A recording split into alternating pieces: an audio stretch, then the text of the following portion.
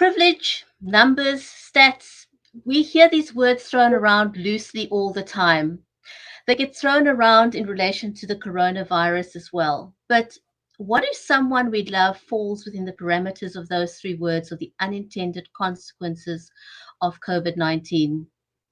Don't go away. We'll be right back with some more.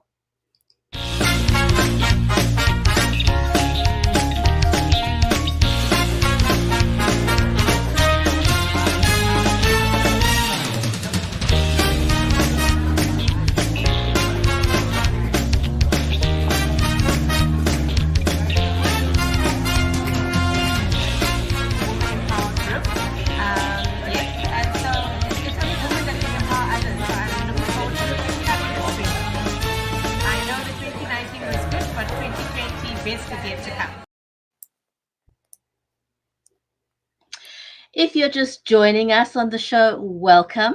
I'm your host, Bridgetti Banda. What if, as part of the numbers and stats that we hear every single day, someone we love or somebody we personally know didn't get the ventilator or didn't come off the ventilator? Then those otherwise significant numbers or stats or privilege start to take on a whole new meaning. But before we get into our conversation today, let me give a warm welcome to my co-host, Viola Manuel. Viola, welcome to the show. Thanks, Bridgetti. Thank you so much.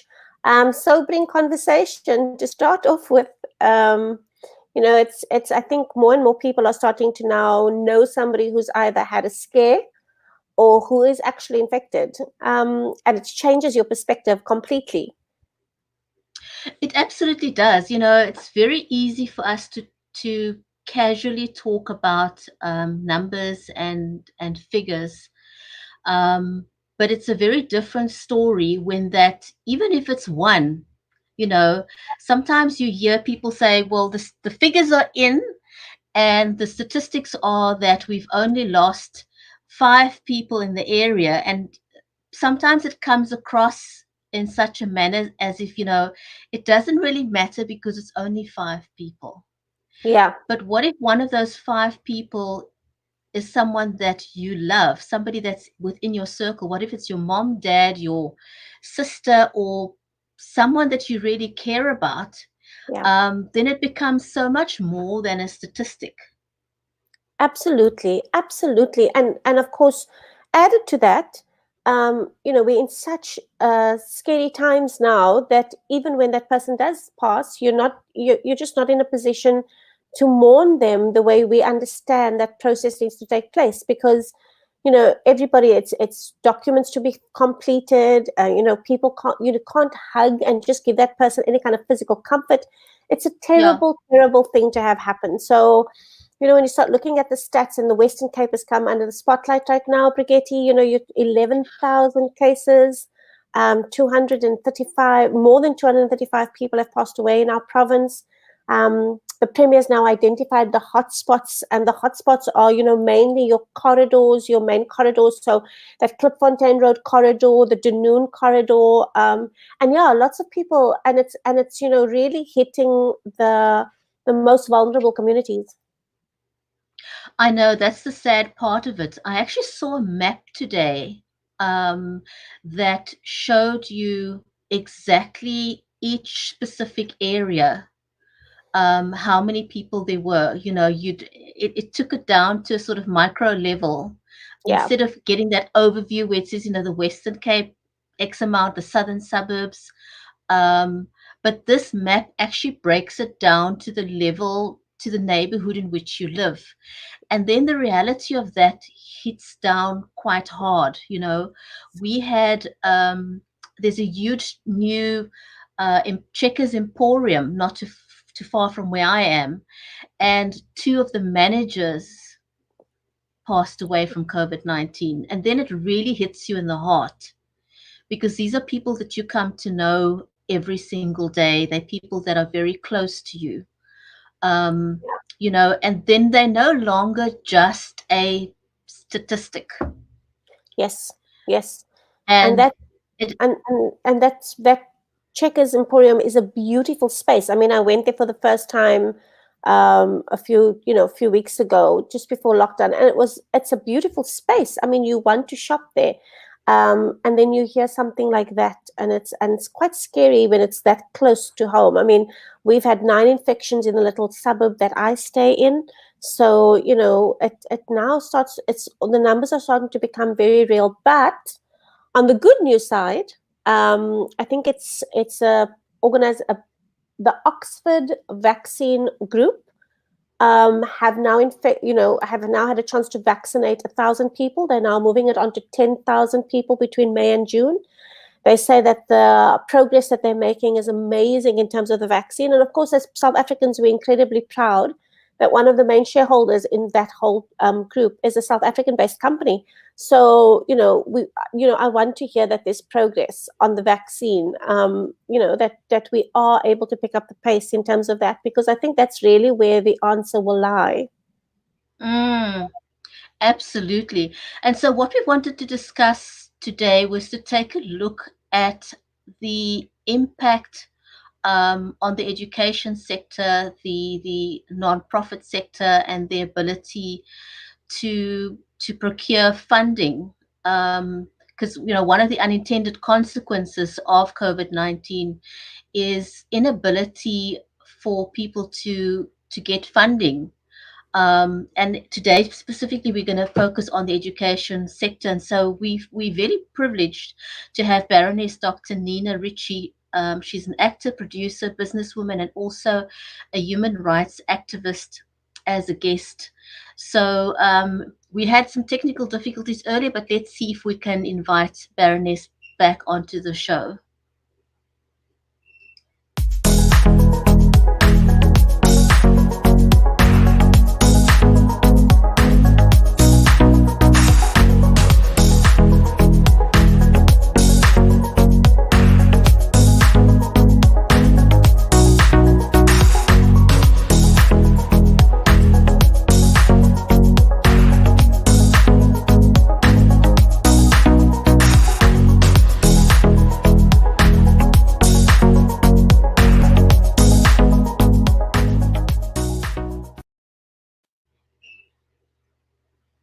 Baroness, welcome to the show. Glad that you are able to join us today.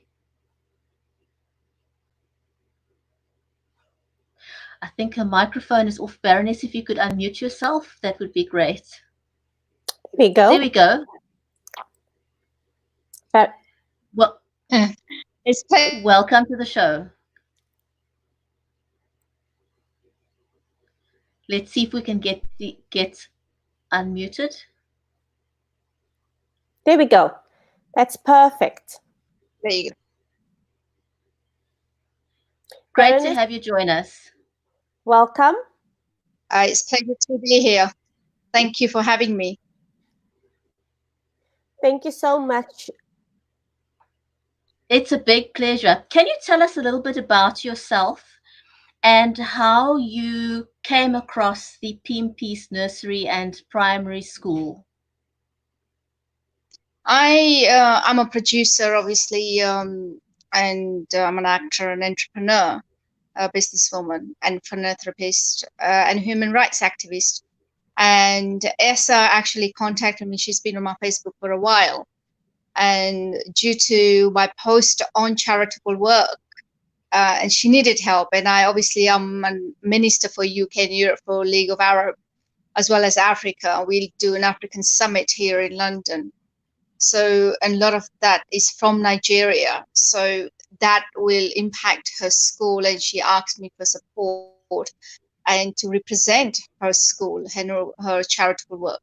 So I gladly said, yes, why not? Then she sent me exactly what she does, how she's been a school teacher for 5 years, and she organized this school single-handedly. She's been doing this school for 5 years. And this school definitely needs support to rebuild the school and help and support the school and children as well. So I said, gladly, I'll be able to do that for her.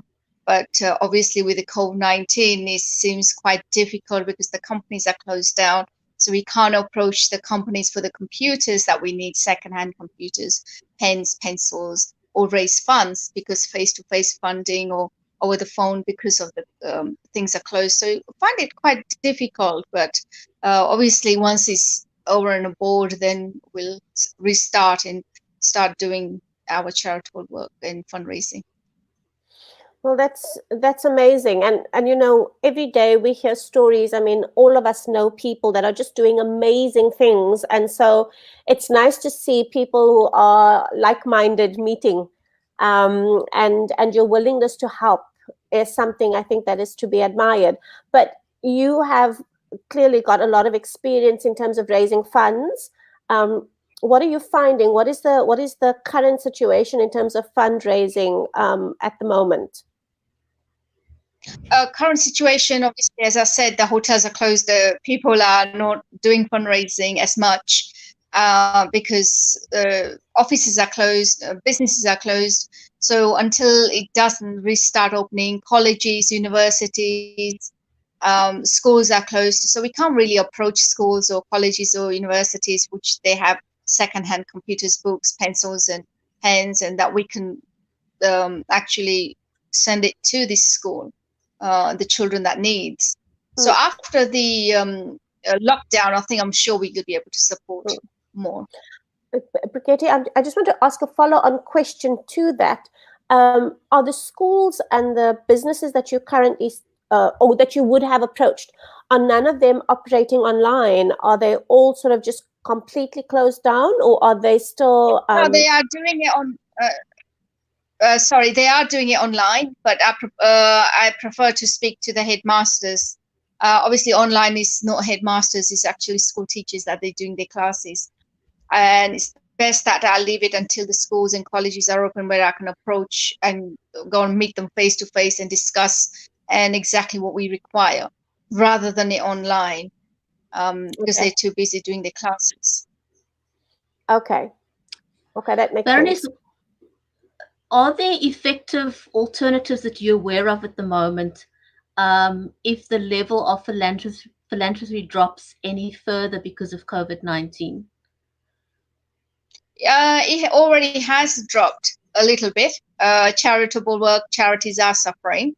A lot of charities, obviously businesses are closing down due to this, but our government, it was nice of our government to support the small businesses as well.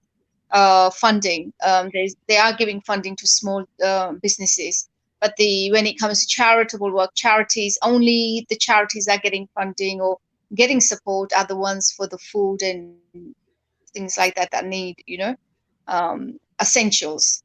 But to do fundraising, it will find it a bit difficult to do fundraising at this stage, to approach businesses and approach people, because they're too busy with COVID-19 at the moment, epidemic.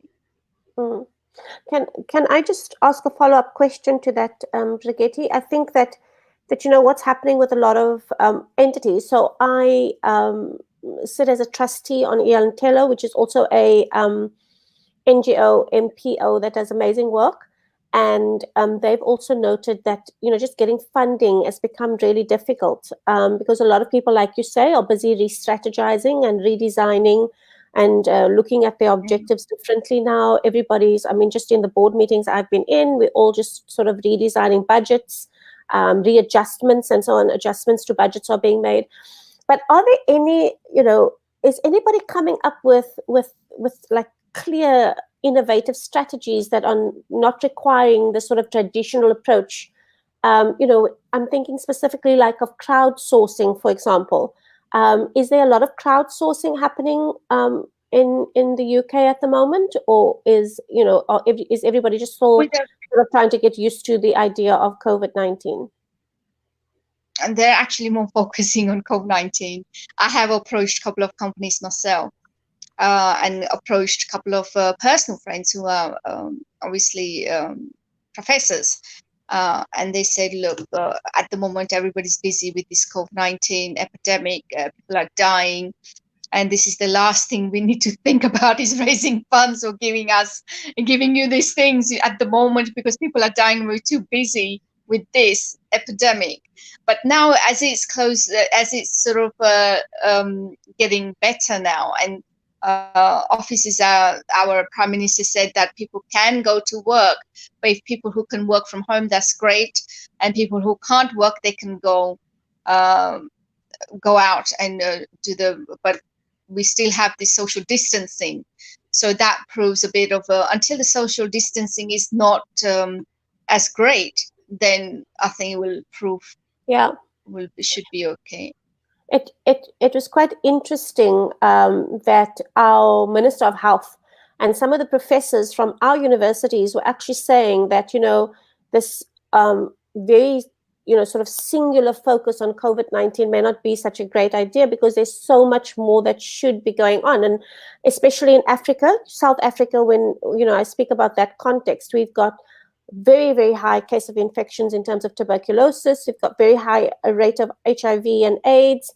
And one of the professors were actually commenting on the fact that, the number of fatalities and mortalities in terms of those diseases continues to rise, and still needs a level of attention and research.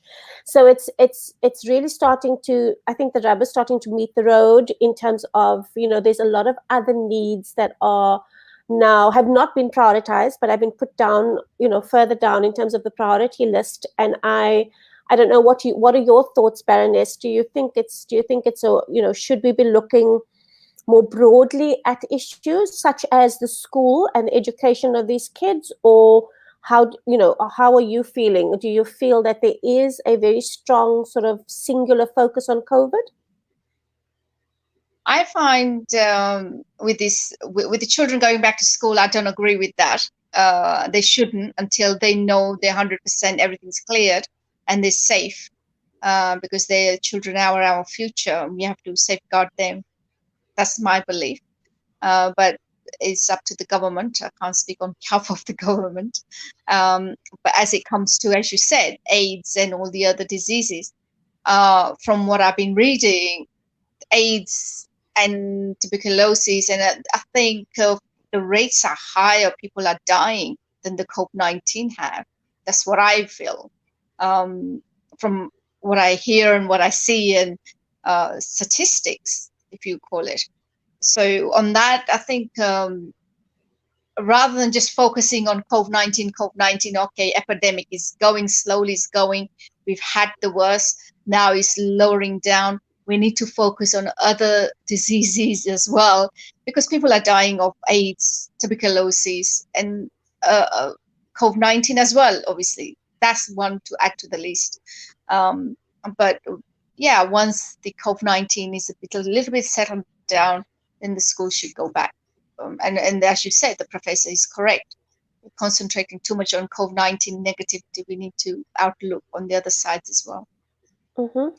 So getting back to being practical at a time like this, when our normal funding sources are not what they usually are, in terms of helping PMP school in a practical manner, are you planning to find a way of assisting them with, in the absence of other funders?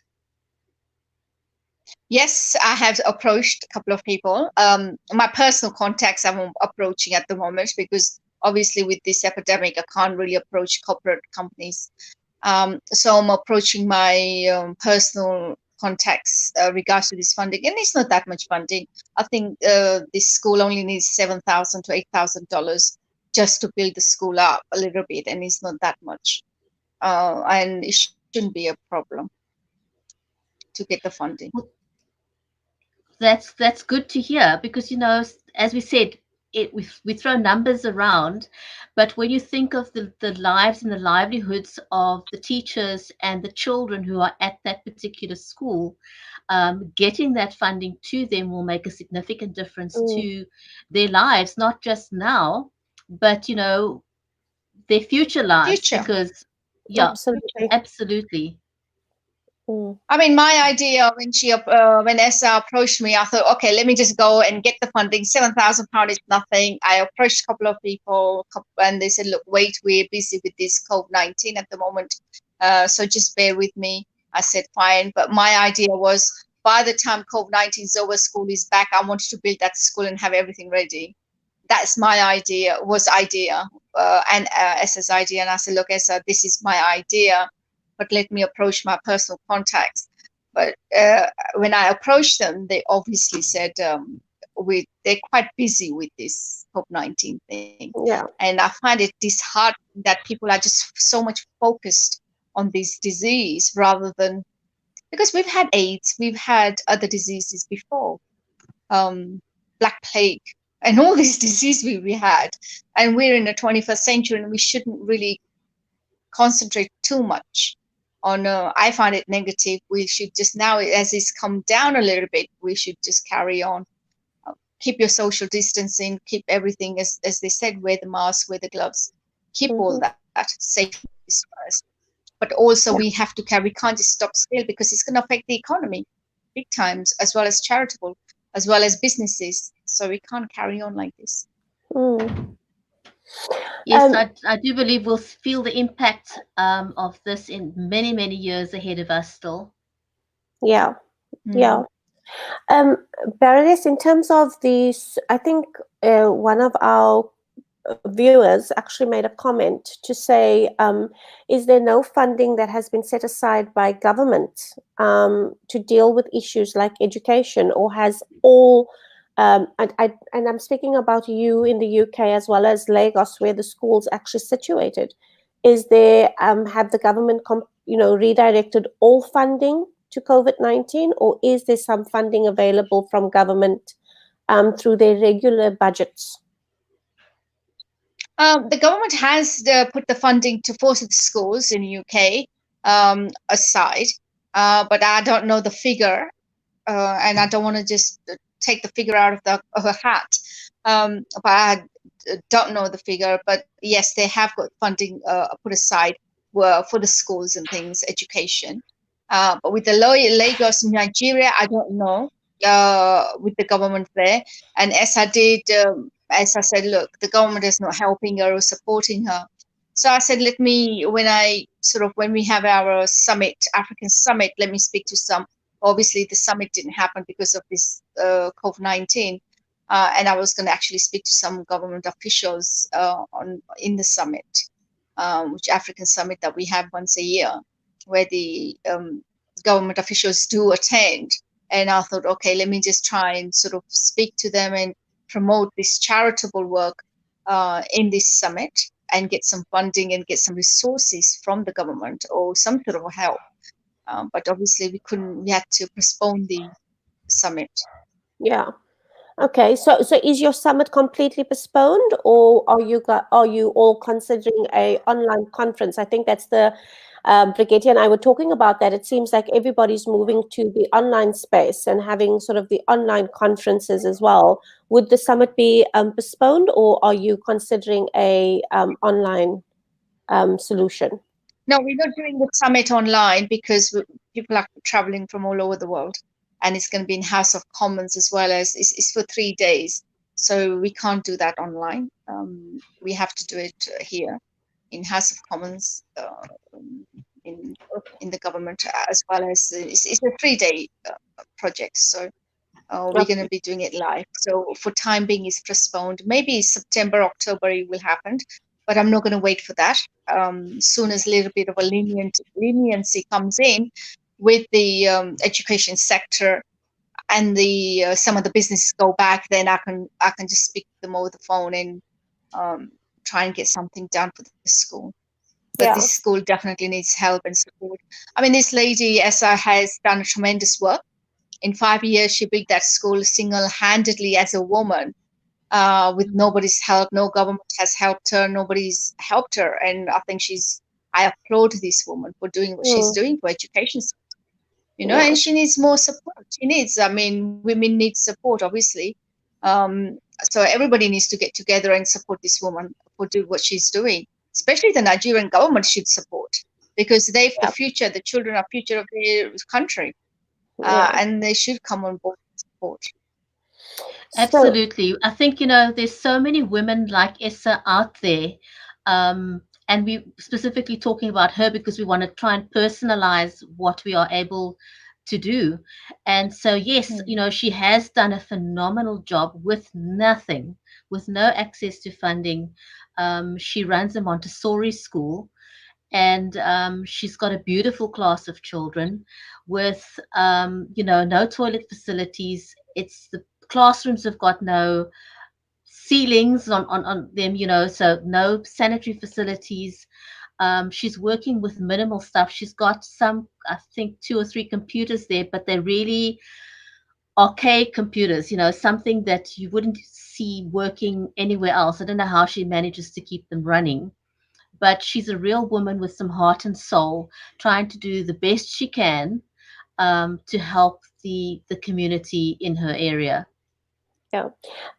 So Yeah, Baroness, she is. I mean, she's doing tremendous. I mean, I saw the video and I saw the computer, and I think those computers are really old age computers, not the 21st century or no the 19th century computers. So obviously we need a couple of computers there in that school.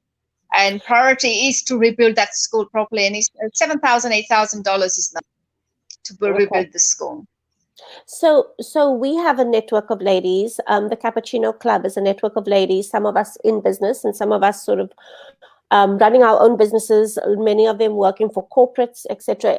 They would watch this, if they watched the show and they felt that they wanted to help, how could our viewers and our ladies who are part of Cappuccino Club, how could they be of assistance in a real practical way? It would be a great help. I mean, we've got we do have fundraising page.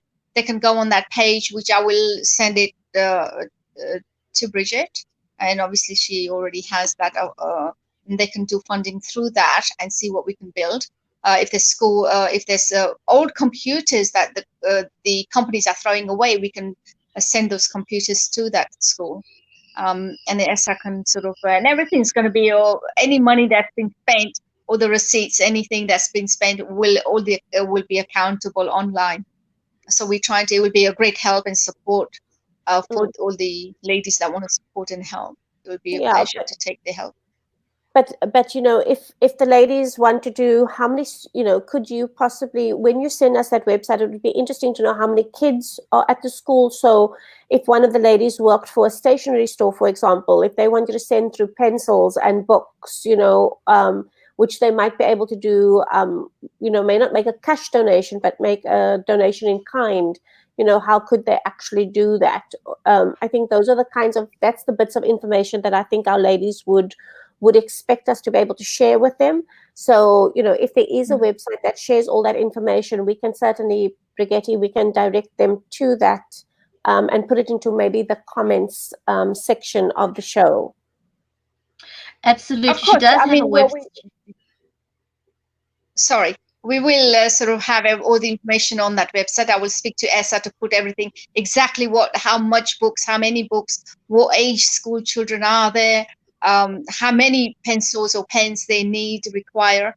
Then we can sort of go on from that. And obviously everything's going to be on website, so they can donate everything on through that. And ESSA will gladly to give the address where everything can be posted to.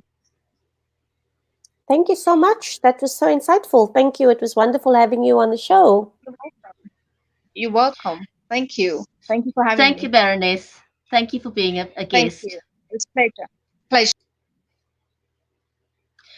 Well, that was a great opportunity for our viewers to be able to get involved in a practical manner to assist the school. I know we probably have schools in need in South Africa as well, but if we can make a difference in one school, we will touch the lives of people on the ground. Yeah, it's, Bridgetti, sometimes I know that, for example, some of the organizations I've worked for, you try to help a school in South Africa and it becomes a whole red tape issue. Sometimes you can't donate 500 pencils, but you can donate 50. And I know a lot of our ladies, have connections to the rest of Africa. A lot of our ladies who are part of the Cappuccino Club have relations or just, sort of lineage connections to the rest of Africa.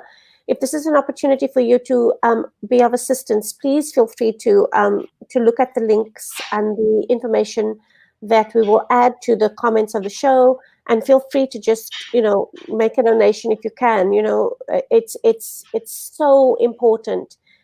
when you look at these kids, any child is entitled to education, but the conditions under which this school has been opened. One of the things they talk about is the fact that the teachers know that children can be taught anywhere if they're taught with love. So you sit with a Yes. group of teachers there who want to teach and who love what they're doing. Um, you know, a, a, a package that comes to them with 20 books in it, or a package that comes to them with 40 pencils. It doesn't have to be a computer. It can be the most basic thing that will show them that what you're doing is appreciated. So yeah, that's our appeal. If any of you are willing to help the school, please feel free to do that. Absolutely. Well, we've come to the end of our show today. Thank you for watching, to all our viewers on LinkedIn, on Facebook, on YouTube, on Twitter, Periscope. Great to have you join us, and it'd be fantastic if you could share this with your friends. Join us every day of the week for more conversations about how businesses are coping and pivoting with COVID-19. We go live every Tuesday at 9 a.m. Eastern and 3 p.m. GMT plus 2. And on other days, we are live at 1 p.m. Eastern and 7 p.m. GMT plus 2. Stay safe, everyone, and thank you for joining us. Thank you, everybody. Bye bye.